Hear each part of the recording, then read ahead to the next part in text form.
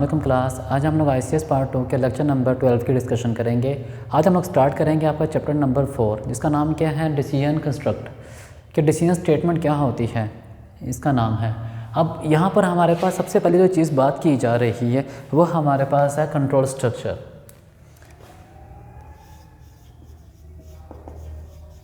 Control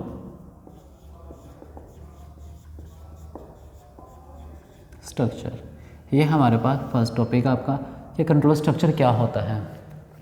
control structure को हम लोग इस्तेमाल करते हैं हमारे प्रोग्राम को कंट्रोल करने के लिए। कंट्रोल स्ट्रक्चर हमें ये बताता है कि हमारे प्रोग्राम का फ़्लो क्या होगा, हमारे प्रोग्राम का बहाव क्या होगा, प्रोग्राम किस डायरेक्शन में चलेगा, हमारा प्रोग्राम किस तरह से चलेगा, ये कौन बताता है हमें, कंट्रोल स्ट्रक्चर।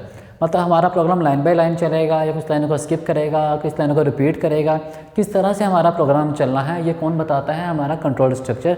कि हमारे प्रोग्राम का फ़्लो क्या होगा, किस तरह से हमारा प्रोग्राम एग्जीक्यूट करेगा, किस तरह से प्रोग्राम हमारा चलेगा, ये कौन बताएगा, कंट्रोल स्ट्रक्चर।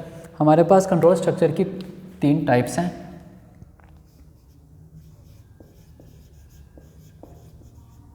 सीक्वेंस, सिलेक्शन और लूप। ये हमारे पास क्या है, 3 टाइप्स है कंट्रोल स्ट्रक्चर की, सीक्वेंस, सिलेक्शन और लूप। सीक्वेंस का मतलब क्या होता है, हमारा प्रोग्राम चलेगा सीक्वेंस पर, लाइन बाय लाइन। जिस तरह हम लोग चैप्टर नंबर 3 में कुछ प्रोग्राम बनाए हैं हम लोगों ने, जिस तरह प्रोग्राम बनाकर देखे, वो हमारे पास क्या था, सीक्वेंस था। हमारा प्रोग्राम सीक्वेंस से चलता था, पहले first line, then second, then third, line by line चलता है हमारा प्रोग्राम सीक्वेंस के अंदर। सिलेक्शन में करते हैं क्या, हम लोग चीज़ों को सिलेक्ट करते हैं, किसी चीज़ के चलने या ना चलने के क्या चीज़ डिपेंड करती है, कंडीशन डिपेंड करती है कि ये चीज़ चलेगी या नहीं चलेगी। सब कुछ डिपेंड करता है हमारी कंडीशन के ऊपर। सिलेक्शन है ना, फर्स्ट चीज़ों में सिलेक्ट करना होता है, चीज़ों को पहले से हम लोग सिलेक्ट कर लेते हैं। थर्ड हमारे पास क्या है, लूप। लूप कहते हैं चीज़ों को रिपीट करना, दोहराना बार बार, अनटिल जब तक कंडीशन हमारी सेटिस्फाई या कंडीशन हमारी ट्रू है, चीज़ों को रिपीट करना हमारे पास क्या होता है, लूप होता है। हमारा चैप्टर नंबर 4 सिलेक्शन के ऊपर है, चैप्टर नंबर 3 सारा सीक्वेंस के ऊपर था, चैप्टर नंबर 5 आप लोगों का सारा लूप के ऊपर है, जो हम फर्दर स्टडी करेंगे अभी। हमारा चैप्टर नंबर 4 है, इसका नाम क्या है, डिसीजन मतलब सिलेक्शन। इसे हम सिलेक्ट करेंगे चीज़ों को, सिलेक्शन के बारे में स्टडी करेंगे। आज हमारा टॉपिक क्या है, सिलेक्शन।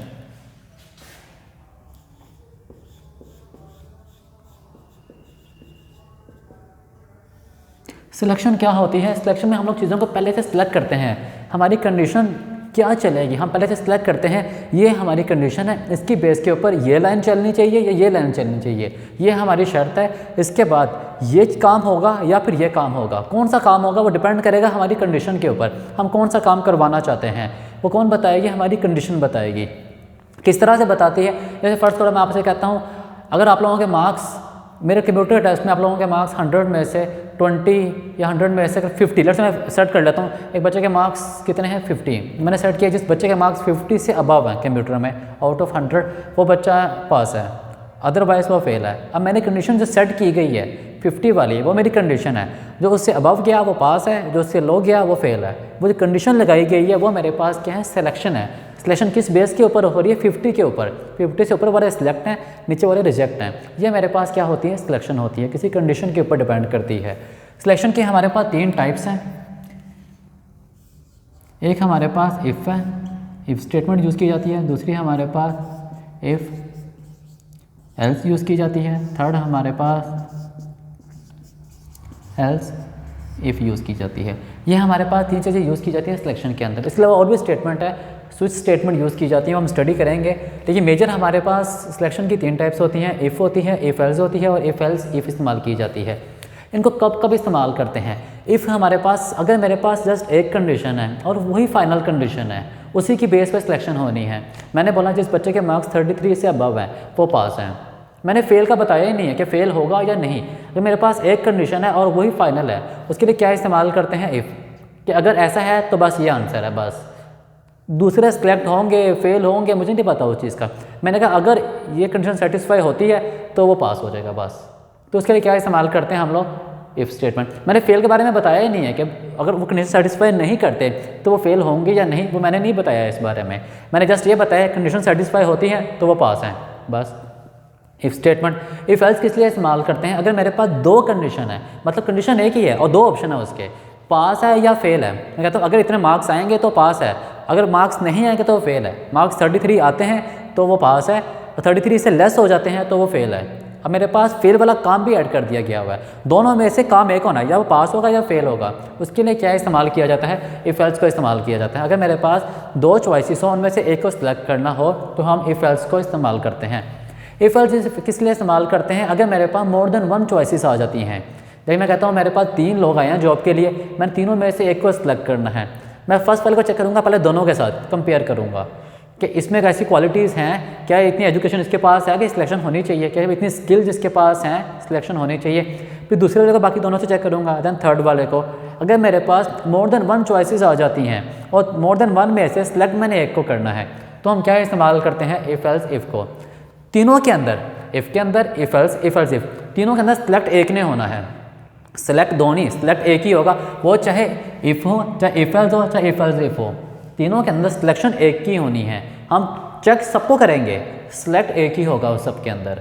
ठीक है, ये हमारे पास क्या है, सिलेक्शन की 3 टाइप्स हैं, इफ़ एल्स और इफ़ एल्स इफ़। आज हम लोग बात करते हैं आपके फर्स्ट टाइप की, जिसका नाम क्या है, इफ़ स्टेटमेंट। इसको स्टडी करते हैं।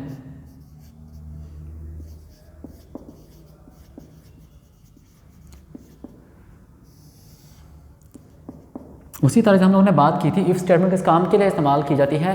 अगर मेरे पास जस्ट एक चॉइस है और उसी के ऊपर मेरा डिपेंडेंसी है, अगर वो ट्रू होती है तो स्टेटमेंट चलाते हैं, कि कंडीशन गलत होगी तो कुछ भी नहीं चलेगा। तो क्या इस्तेमाल करते हैं, इफ़ स्टेटमेंट। किस तरह से, इसका हमारे पास सिंटैक्स क्या होता है, इफ़ कंडीशन, इफ़ में मेरे पास क्या आया है, कंडीशन आई है। अगर ये कंडीशन मेरी ट्रू होती है तो मेरे पास क्या चल पड़ेगी, स्टेटमेंट चल पड़ेगी बस। और मैंने कोई बात कही ही नहीं है उसको। ठीक है, अगर मेरी कंडीशन ट्रू होगी तो क्या चल पड़ेगी, स्टेटमेंट। इसका मेरे पास, ये मेरे पास क्या था, इसका सिंटैक्स था। इसका फ्लो चार्ट मेरे पास क्या होता है,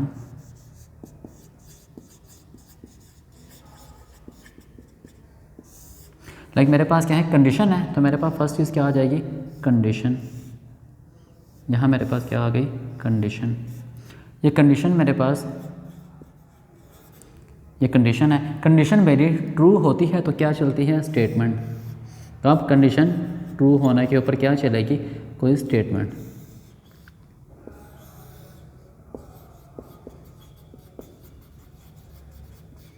बस ये हमारे पास क्या है, इसका फ्लो चार्ट। हमारे पास और ऑप्शन ही नहीं है, कंडीशन ट्रू होने पे जस्ट कोई स्टेटमेंट चला देनी है। ये काम किसका होता है, इफ़ स्टेटमेंट का। फॉर एग्जांपल इसके हम एग्जांपल्स देखते हैं। इसकी आपके फर्स्ट एग्जांपल क्या है, वो कहता है यूज़र से उसके मार्क्स लें। अब लफ्ज़ इस्तेमाल किया है यूज़र से। हम, अगर आप लोगों को याद हो, हमने लास्ट लेक्चर में, जो प्रीवियस लेक्चर हम लोगों ने बात की थी यूज़र से नंबर लेने की। कहता है यूज़र से उसके मार्क्स लेने हैं और चेक करना है कि अगर उसके मार्क्स 33 होते हैं या उससे अबव हैं तो वो पास है। बस इतना हमारा प्रोग्राम है। अगर उसके मार्क्स 33 या उससे अबव हैं तो वो पास है। अब हमारा प्रोग्राम बनेंगे, हम लोग प्रोग्राम के लिए फिर लाइब्रेरीज़ को ऐड करेंगे। फर्स्ट स्टेप हमारे पास हैश इंक्लूड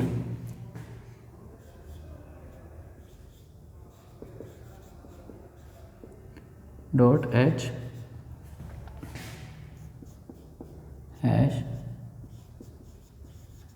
इंक्लूड .h। ये दोनों मेरे पास क्या है, लाइब्रेरीज़। और उसके बाद वाइड मेन, ये मेरे पास मेन फंक्शन है। वाइड मेरे पास कीवर्ड है। ये मेरे पास मेन की बॉडी स्टार्ट। अब ये मेन की बॉडी है, और आपको याद, हमने चैप्टर नंबर 1 में मेन की बॉडी पढ़ी थी, सिंटैक्स पढ़ा था। अब यहाँ से लेकर टिल एंड तक हमारे पास मेन की बॉडी है। जो भी काम करेंगे इस बॉडी के अंदर परफॉर्म किया जाएगा। हमारे पास बॉडी स्टार्ट, मैंने यहाँ पर लिखा एंड एम। मार्क्स चाहिए, मैं एम वेरिएबल ले लेता हूँ। अब मेरे पास क्या आ जाएगा, print F enter your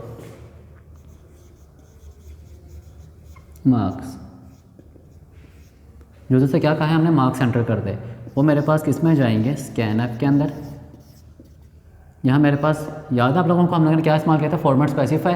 type मेरे पास इंटीजर है तो %d इस्तेमाल किया जाएगा, कॉमा एंड एम, वही वेरिएबल जो यूज़ किया गया है। अब इतने स्टेप हैं, यूज़र से उसके मार्क्स ले लिए हैं। अब हम कंडीशन लगा देंगे, if marks is greater then and equal, greater भी हो सकते हैं, इक्वल टू 33 हैं। इसके बाद सेमीकोलन नहीं आता, हमारे पास कंडीशन के बाद सेमीकोलन नहीं आता, ठीक है। अगर मार्क्स 33 से अबव हैं या इक्वल हैं तो उस सूरत में उसने करना क्या है, ये इफ़ की बॉडी है, यहाँ पे प्रिंट कर देना है उसने जस्ट एक मैसेज पास। ये इफ़ की बॉडी ख़त्म हो गई, ये इफ़ की बॉडी थी और हमारे पास मेन बॉडी थी, लेकिन उससे पहले हम यहाँ इस्तेमाल करते हैं गेट ch। और ये हमारे पास मेन बॉडी ख़त्म। ये हमारे पास, आपको याद है हमने लास्ट टाइम पढ़ा था गेट ch कैरेक्टर इनपुट और आउटपुट लेने के लिए, ये हमारे पास लाइब्रेरी है। हाँ, हमारे पास प्रोग्राम चलेगा, अगर आप लोगों को याद, हम लोगों ने बात की थी हमारा प्रोग्राम चलता कहाँ से है, इस मेन से। उसको नहीं पता ऊपर मैंने क्या ऐड किया क्या ऐड नहीं किया, वो चलेगा कहाँ से, मेन से। प्रोग्राम चला, इस लाइन के ऊपर आया, जब इस लाइन के ऊपर आया, यहाँ मैंने एक वेरिएबल डिक्लेयर किया था, उसका नाम क्या है m। इस लाइन के ऊपर आया, मैंने क्या किया है, printf फंक्शन यूज़ किया है। जैसे printf फंक्शन की लाइन चली है, ये printf स्मॉल में है, scanf भी मेरे पास स्मॉल में होता है, तो ये सारे स्मॉल में है, इसमें कुछ भी कैपिटल के अंदर यूज़ नहीं किया जाता है। आप लोगों की ओवरऑल प्रोग्रामिंग सी लैंग्वेज के अंदर कुछ भी अपर केस में यूज़ नहीं किया जाता है। हमारे पास सी लैंग्वेज है, केस सेंसिटिव लैंग्वेज है। ये हमारे पास क्या है, केस सेंसिटिव, मतलब अपर केस और लोअर केस में हमारे पास एरर आते हैं। आपने सारा का सारा काम करना है लोअर केस में करना है, सिवाय डबल कोटेशन के अंदर, सिवाय स्ट्रिंग्स के। आप स्ट्रिंग में जो मर्जी यूज़ कर सकते हैं, वो आप लोगों की मर्जी है। सिवाय स्ट्रिंग के आपने ओवरऑल क्या इस्तेमाल करना है, सिंगल कोड ही इस्तेमाल करना है, सिंगल करैक्टर ही इस्तेमाल करने हैं स्मॉल के अंदर। जब ये लाइन चली printf के लिए फ़ौरन कॉल गई ऊपर लिंकिंग के लिए। हमारे पास क्या printf की लाइब्रेरी ऐड थी, उससे चाहिए hash include stdio.h, std library add है, स्टैंडर्ड इनपुट आउटपुट, ठीक है। इसका काम क्या था उसने बता दिया, स्क्रीन की आउटपुट दे दी। जैसे यूज़र ने अपने मार्क्स एंटर किए, यूज़र ने मार्क्स एंटर किए तो स्कैनफ इस लाइन के ऊपर आया, जो मार्क्स एंटर किए गए हैं वो स्कैनफ में जाकर स्टोर हुए हैं। स्कैनफ चला है तो फ़ौरन कॉल किसके पास गई है, दोबारा इसके पास ही, std लाइब्रेरी ऐड है, ठीक है। तो जो नंबर उसने एंटर किए हैं, लेट्स से उसने एंटर किए हैं 40 मार्क्स, तो ये 40 किस में स्टोर हो जाएंगे, जाके इस m के अंदर। m की वैल्यू क्या है 40, ये लाइन भी चल गई। जब इस लाइन के ऊपर आया है, यहाँ पर किया उसने, m की वैल्यू क्या थी मेरे पास 40 is greater than 33, yes 40 is greater than 33। Then इस ब्रैकेट के अंदर आ गया, ये मेरे पास क्या है, डेलीमीटर है, यहाँ से ये डेलीमीटर्स हैं। इसी तरह यहाँ से लेकर यहाँ तक डेलीमीटर है मेन बॉडी के, ठीक है, कर्ली ब्रैकेट्स। और ये मेरे पास इफ़ की बॉडी स्टार्ट हो गई है। अब यहाँ उसने क्या डिस्प्ले किया है, पास, कंडीशन ट्रू थी, क्या डिस्प्ले कर दिया है, पास, ब्रैकेट ख़त्म, गेट ch, उसके बाद प्रोग्राम हमारा ख़त्म। मेरे पास स्क्रीन के ऊपर आंसर क्या आ गया, बस। अब लेट्स सी यूज़र ने मार्क्स अपने एंटर किए हैं, वो हमारे पास थे 10, क्या एंटर किया 10। जब ये स्टेटमेंट चली, मार्क्स मेरे पास क्या है 10 is not greater than 33, 10 is not equal to 33। दोनों कंडीशन मेरी सेटिस्फाई नहीं है, ये बॉडी नहीं चलेगी। ये बॉडी कब चलनी है, इफ़ की बॉडी, जब मेरी कंडीशन ट्रू होगी तो बॉडी चलेगी। कंडीशन मेरी क्या है, गलत, ये इस बॉडी से बाहर चला जाएगा, इस बॉडी से बाहर यहाँ पर आएगा, यहाँ कुछ भी डिस्प्ले नहीं है, यहाँ मेरे पास कुछ भी नहीं है। तो नेक्स्ट लाइन पे क्या लिखा हुआ है, गेट ch, तो गेट ch की स्टेटमेंट चल पड़ेगी, प्रोग्राम मेरा ख़त्म हो जाएगा। मेरे पास स्क्रीन के ऊपर कुछ भी नहीं आएगा, क्यों, क्योंकि मेरी कंडीशन ही सेटिस्फाई नहीं थी। ये हमारे पास क्या था, यूज़र से उसके मार्क्स लेके हम लोगों ने चेक किया है कि वो पास है या फेल है। ये हमारा क्या है, फर्स्ट प्रोग्राम था। इसी तरह हम लोग बात करते हैं, यूज़र से एक ईयर लेते हैं और ये बताना है वो लीप ईयर है, बस। हमने ये नहीं बताना, नहीं वाला काम हमने नहीं बताना, इफ़ में नहीं वाला काम होता ही नहीं है। इतना बताते हैं है तो बता दो बस, नहीं वाला हमने काम कुछ बताना ही नहीं। यूज़र से क्या लेना है, हमने ईयर लेना है और ये बताना है कि वो लीप ईयर है या नहीं। अब लीप ईयर क्या होता है वो भी देखते हैं। अभी हम वेरिएबल का नाम चेंज कर लेते हैं, यहाँ पर इन चीज़ों को हम लोग रिप्लेस कर लेंगे अभी। अब हमने बात की है लीप ईयर। लीप ईयर एक ऐसा ईयर होता है जिसमें फरवरी के 29 दिन होते हैं। लीप ईयर में क्या होता है, फरवरी के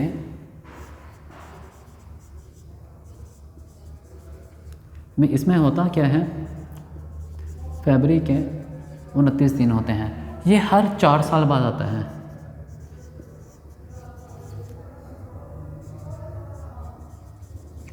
लाइक 2000 एक लीप ईयर था, 2004 एक लीप ईयर था, 2008 एक लीप ईयर था, 2012 एक लीप ईयर था, 2016 एक लीप ईयर था, 2020 लीप ईयर था, 2024 एक लीप ईयर था, होगा आगे जाके।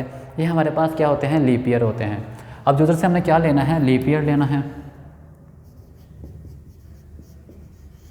Enter a year. यूज़र कोई भी ईयर एंटर करेगा, वो उसकी मर्ज़ी है, जो मर्ज़ी ईयर एंटर कर सकता है। जो भी वो ईयर एंटर करेगा वो जाके किस में स्टोर हो जाएगा हमारे पास। यहाँ मैं वेरिएबल ले लेता हूँ y के नाम से ईयर के लिए। जो भी ईयर एंटर करेगा वो जाके इस y में स्टोर हो जाएगा। ठीक है, वो जो भी ईयर यहाँ पर वो एंटर करेगा वो किस में स्टोर हो जाएगा, जाकर इस y के अंदर। अब वो y को चेक करना है वो लीप ईयर है या नहीं। वो चेक किस तरह किया जाएगा, इस कंडीशन के थ्रू कि y का मोड लिया जाए 4 के साथ तो डबल इक्वल टू 0 आना चाहिए। y का मोड यानी कि हम इसको डिवाइड करें 4 के ऊपर। आप इसको डिवाइड करेंगे ना 4 के ऊपर, आपका एंड पे आंसर 0 बचेगा। इसको डिवाइड करेंगे 4 के ऊपर, एंड पे आंसर 0। इसको डिवाइड करें 4 पे, एंड पे आंसर 0। लीप ईयर जितने भी हैं उनको हम मोड लेंगे 4 के साथ, आपका आंसर एंड पे क्या बचेगा, रिमाइंडर क्या बचेगा, 0। अगर मेरे पास रिमाइंडर 0 बचता है तो वो क्या प्रिंट कर देगा, लीप ईयर।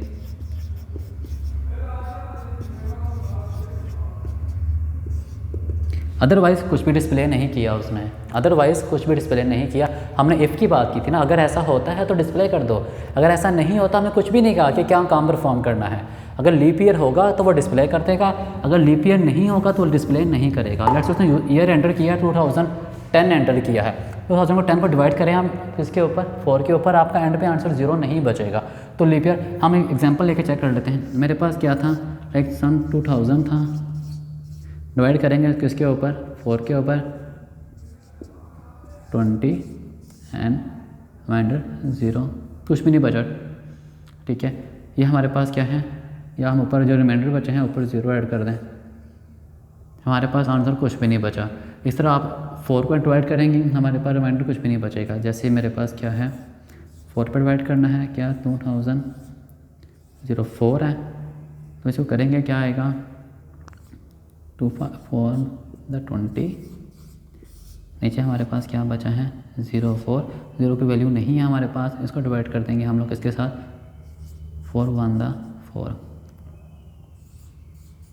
रिमाइंडर 0। हमारे पास रिमाइंडर क्या बच रहा है, 0 बच रहा है। अगर मेरे पास रिमाइंडर 0 आता है उसका मतलब क्या है, मेरे पास वो लीप ईयर है।